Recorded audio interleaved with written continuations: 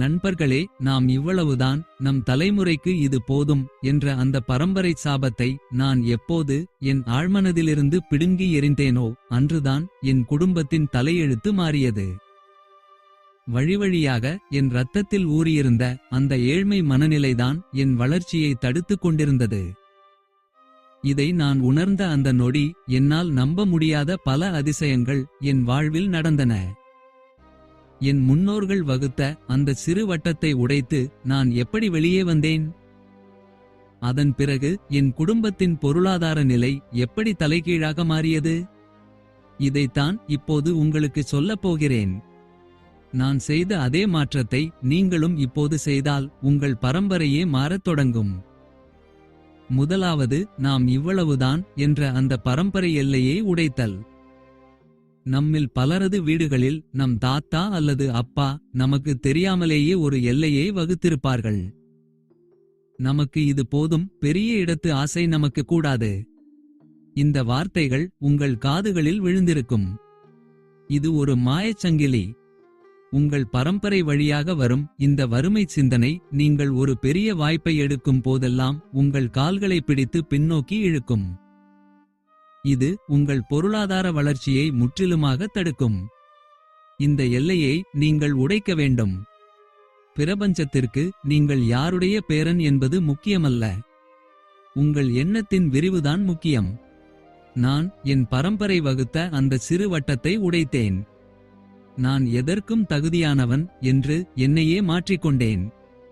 நான் என் பரம்பரை சிந்தனைகளை தூக்கி எறிந்த அந்த நொடிதான் என் குடும்பத்தின் முதல் கோடீஸ்வரனாக நான் மாறினேன். இரண்டாவது, ஏழ்மையை ஒரு கௌரவமாக பார்ப்பதை நிறுத்துதல். நாங்கள் ஏழைகள்தான், ஆனால் நேர்மையானவர்கள். இப்படி சொல்வதில் ஒருவித தவறான பெருமை பல குடும்பங்களில் தலைமுறை தலைமுறையாக கடத்தப்படுகிறது. நேர்மைக்கும் ஏழ்மைக்கும் எந்த சம்பந்தமும் இல்லை. நீங்கள் நேர்மையான கோடீஸ்வரனாக இருக்க முடியும். ஆனால் ஏழ்மைதான் நேர்மைக்கு அடையாளம் என்று நீங்கள் நம்பும் வரை உங்கள் ஆழ்மனது உங்களை செல்வந்தராக மாற்ற அனுமதிக்காது. இது உங்கள் செல்வத்தின் ஓட்டத்தை ஆழமாக தடுக்கும். வறுமை என்பது ஒரு சாபம். அது ஒருபோதும் கௌரவம் ஆகாது. இதை நீங்கள் ஆழமாக புரிந்து கொள்ள வேண்டும். நான் என் குடும்பத்தில் சொல்லப்பட்ட அந்த போலி பெருமையை உதாசீனம் செய்தேன். செல்வத்தை செழிப்பாக வரவேற்றேன். நான் வறுமையை ஒரு கௌரவமாக பார்ப்பதை நிறுத்திய போதுதான் என் செல்வ நிலை அடியோடு மாற ஆரம்பித்தது. மூன்றாவது, பணக்காரர்கள் மீதான கசப்பை உங்கள் இரத்தத்திலிருந்து நீக்குதல். பரம்பரை வறுமையில் இருப்பவர்களுக்கு இயல்பாகவே பணக்காரர்கள் மீது ஒரு கசப்பு இருக்கும். அவர்கள் யாரையோ ஏமாற்றி இருப்பார்கள். உங்கள் வீட்டில் பெரியவர்கள் இப்படி பேசியதை கேட்டு வளர்ந்திருப்பீர்கள். இந்த வெறுப்புணர்வு உங்கள் ஆழ்மனதில் பதிந்துவிடும். இது உங்களை ஒரு செல்வந்தராக மாறவிடாமல் தடுக்கும். உங்கள் ஆழ்மனது நீங்கள் யாரை வெறுக்கிறீர்களோ அவர்களைப் போல உங்களை மாற்றாது. இது உங்கள் செல்வ ஈர்ப்பு விதியை தடுக்கும். மற்றவர்களின் செழிப்பை பார்த்து நீங்கள் மகிழ வேண்டும். அப்போதுதான் அந்த செழிப்பு உங்களுக்கும் கிடைக்கத் தொடங்கும். பணத்தை நேசிக்கும் போது தான் அது உங்கள் கைகளில் தடையின்றி தங்கும்.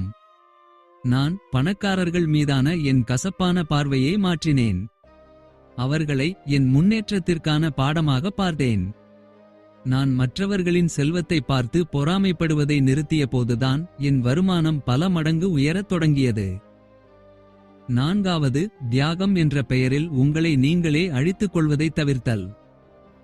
பலர் தன் குடும்பத்திற்காக தன்னையே அழித்துக் கொள்வதை ஒரு பெரிய தியாகமாக கருதுகிறார்கள். எனக்கு இது வேண்டாம், என் பிள்ளைகளுக்கு இருந்தால் போதும். இப்படி உங்களை தகுதி குறைத்துக் கொள்வது உங்கள் முன்னேற்றத்தை தடுக்கும். நீங்கள் செழிப்பாக இருந்தால்தான் உங்கள் குடும்பத்தையே செழிப்பாக வைத்திருக்க முடியும். உங்களை ஒரு தியாகியாக காட்டிக்கொள்வதற்காக பணத்தை வெறுப்பது உங்கள் தலைமுறையையே பாதிக்கும். நான் எனக்கான தேவைகளை முன்னுரிமைப்படுத்தினேன். என்னை ஒரு வெற்றியாளனாக மாற்றிய பிறகுதான் என் குடும்பத்திற்கே உண்மையான மகிழ்ச்சி கிடைத்தது. நான் என்னை குறைத்து மதிப்பிடுவதை நிறுத்திய போதுதான் என் மொத்த குடும்பத்தின் பொருளாதாரச் சூழலும் உயரத் தொடங்கியது. ஐந்தாவது, வாய்ப்புகள் ஒருமுறைதான் வரும் என்ற பயத்திலிருந்து மீளுதல். வறுமைச் சூழலில் வளர்ந்தவர்களுக்கு எப்போதும் ஒரு பயம் இருக்கும். இந்த வாய்ப்பு போய்விட்டால் அவ்வளவுதான். இந்த பதற்றம் உங்களை சரியான முடிவுகளை எடுக்க விடாமல் தடுக்கும். இது உங்கள் அதிர்ஷ்டத்தை தடுக்கும். பிரபஞ்சம் என்பது ஒரு வற்றாத கடல். ஒரு அலை போனால் இன்னொரு அலை வரும். இந்த அசைக்க முடியாத நம்பிக்கை உங்களுக்கு வேண்டும். நீங்கள் எப்போது இந்த பயத்திலிருந்து வெளியே வருகிறீர்களோ அப்போதுதான் உங்கள் வாழ்க்கை நிலையான செல்வத்தை பெறத் தொடங்கும். வாய்ப்புகள் குறைவு என்ற வறுமை எண்ணத்தை மாற்ற வேண்டும். வாய்ப்புகள் ஏராளம் என்ற செழிப்பு எண்ணத்திற்கு மாற வேண்டும். நான் பயத்தை தூக்கி எறிந்தேன். பிரபஞ்சத்தின் மீது நம்பிக்கை வைத்து செயல்பட்டேன். அப்போதுதான் எனக்கு தொடர்ச்சியான வெற்றிகள் கிடைத்தன. நான் இழப்பை பற்றிய பயத்தை விட்டுவிட்டு செழிப்பை மட்டும் நம்பிய போதுதான் என் செல்வம் நிலைக்கத் தொடங்கியது. ஆறாவது, மற்றவர்களிடம் உதவி கேட்க அல்லது பணம் கேட்க கூச்சப்படுவதை விடுதல். பரம்பரை வறுமையில் இருப்பவர்களுக்கு தன்னாபிமானம் மிக அதிகமாக இருக்கும். யாரிடமும் எதுவும் கேட்கக்கூடாது என்று நினைப்பார்கள். இது கௌரவம் அல்ல. இது உங்கள் வளர்ச்சியை தடுக்கும். வியாபாரம் என்று வரும்போது மற்றவர்களிடம் உதவி கேட்பதோ அல்லது உங்கள் உழைப்பிற்கான பணத்தை கேட்பதோ தவறல்ல. வெட்கம் உங்கள் பையை எப்போதும் காலியாகவே வைத்திருக்கும். இந்த தர்மசங்கடத்தை தாண்டி செயல்படும் போது தான் வாய்ப்புகள் உருவாகும். நான் என் தேவையற்ற கௌரவத்தை தூக்கி எறிந்தேன். என் தொழிலுக்கு தேவையான உதவிகளை துணிச்சலோடு கேட்டேன். அப்போதுதான் என் வளர்ச்சி வேகம் எடுத்தது. நான் எப்போது என் உழைப்பிற்கு மதிப்பு கொடுத்து கம்பீரமாக பணம் கேட்கத் தொடங்கினேனோ அப்போதுதான் பணம் என்னை மதிக்கத் தொடங்கியது. ஏழாவது, குடும்பத்தில் நிலவும் எதிர்மறை பேச்சுகளை புறக்கணித்தல். தினமும் வீட்டில் விலைவாசி ஏறிவிட்டது, கஷ்டமாக இருக்கிறது. இப்படி பேசப்படும் வார்த்தைகள் உங்கள் ஆழ்மனதில் வறுமை விதைகளை விதைக்கும். இது உங்கள் நேர்மறை ஆற்றலை தடுக்கும். இந்தச் சூழலிலிருந்து நீங்கள் மனரீதியாக வெளியே வர வேண்டும். உங்கள் காதுகளில் விழும் அந்த எதிர்மறை செய்திகளுக்கு பதில் சொல்லாதீர்கள். உங்கள் இலக்கில் மட்டும் கவனம் செலுத்துங்கள். நீங்கள் மாறினால்தான் உங்கள் சூழல் மாறும். நான் என் வீட்டில் பேசப்பட்ட அந்த வறுமை பேச்சுகளை கேட்பதை நிறுத்தினேன். வெற்றிகரமான மனிதர்களின் கதைகளை கேட்கத் தொடங்கினேன். நான் எதிர்மறை சூழலிலிருந்து என் மனதை மாற்றிய பிறகுதான் எனக்கான புதிய பாதைகள் திறக்க ஆரம்பித்தன. எட்டாவது, தகுதியை சந்தேகப்படுவதை நிறுத்திப் பெறுவதற்கு தயாராதல். நான் இவ்வளவு பெரிய மாளிகையில் வாழ முடியுமா? நான் இவ்வளவு பெரிய காரில் செல்ல முடியுமா? இந்த சந்தேகம் உங்களுக்குள் இருந்தால் அது உங்கள் வெற்றியை தடுக்கும். உங்கள் தகுதியை நீங்கள்தான் தீர்மானிக்க வேண்டும். ஒரு கோடீஸ்வரன் எப்படி சிந்திப்பானோ அதே பாவனையில் நீங்கள் இப்போதே வாழத் தொடங்க வேண்டும். நீங்கள் எப்போது உங்களை ஒரு வெற்றியாளனாக உணர்கிறீர்களோ அப்போதுதான் பிரபஞ்சம் அதற்கான சூழ்நிலைகளை உங்களுக்கு தரும். நான் என்னையே ஒரு வெற்றியாளனாக கற்பனை செய்தேன். அதற்கேற்ப செயல்படத் தொடங்கினேன். அப்போதுதான் என் நிஜ வாழ்க்கையிலும் அந்த மாற்றங்கள் வந்தன.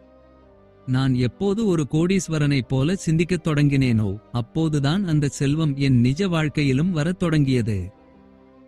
ஒன்பதாவது, வறுமை காலத்து பழக்கங்களை மாற்றிக்கொள்ளுதல். பணம் வந்த பிறகும் சிலர் பழைய ஏழை மனநிலையிலேயே இருப்பார்கள். பழைய கிழிந்த துணிகளை பயன்படுத்துவது, தரமில்லாத உணவை உண்பது.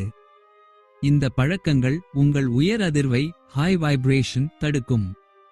நீங்கள் ஒரு செல்வந்தராக உங்களை அலங்கரித்துக் கொள்ள வேண்டும். இது ஆடம்பரம் அல்ல. இது நீங்கள் செல்வத்திற்கு தகுதியானவர் என்று பிரபஞ்சத்திற்கு சொல்லும் சிக்னல். தரம் குறைந்த வாழ்க்கையை நீங்கள் வாழும் வரை தரம் உயர்ந்த வாய்ப்புகள் உங்களுக்கு கிடைக்காது. நான் என் வாழ்க்கை தரத்தை மெதுவாக உயர்த்தினேன். அப்போதுதான் என் தொழில்முறை வாய்ப்புகளும் தரம் உயர்ந்தன. நான் என் வாழ்க்கை தரத்தை மாற்றிய பிறகுதான் பெரிய இடத்து தொடர்புகளும் வாய்ப்புகளும் என்னை நோக்கி வர ஆரம்பித்தன. பத்தாவது, கடன் வாங்குவது கௌரவம் என்ற மாயையை உடைத்தல். பல குடும்பங்களில் விசேஷங்களுக்காக கடன் வாங்குவதை ஒரு பழக்கமாக வைத்திருப்பார்கள். இது உங்கள் தலைமுறையையே கடனில் தள்ளும். உங்கள் பொருளாதார சுதந்திரத்தை முற்றிலுமாக தடுக்கும். கடன் என்பது ஒரு அடிமைத்தனம்.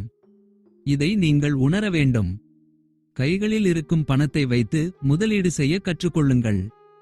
கடன் வாங்கும் மனநிலையிலிருந்து முதலீடு செய்யும் மனநிலைக்கு நீங்கள் மாற வேண்டும். நான் கடன்களை அடைத்தேன். சிறு தொகையாக இருந்தாலும் முதலீடு செய்யத் தொடங்கினேன். அப்போதுதான் என் சொத்துக்கள் வளரத் தொடங்கின. நான் கடன்களை முழுமையாக ஒழித்த பிறகுதான் என் பணத்தை சேமிக்கும் திறன் பல மடங்கு அதிகரித்தது.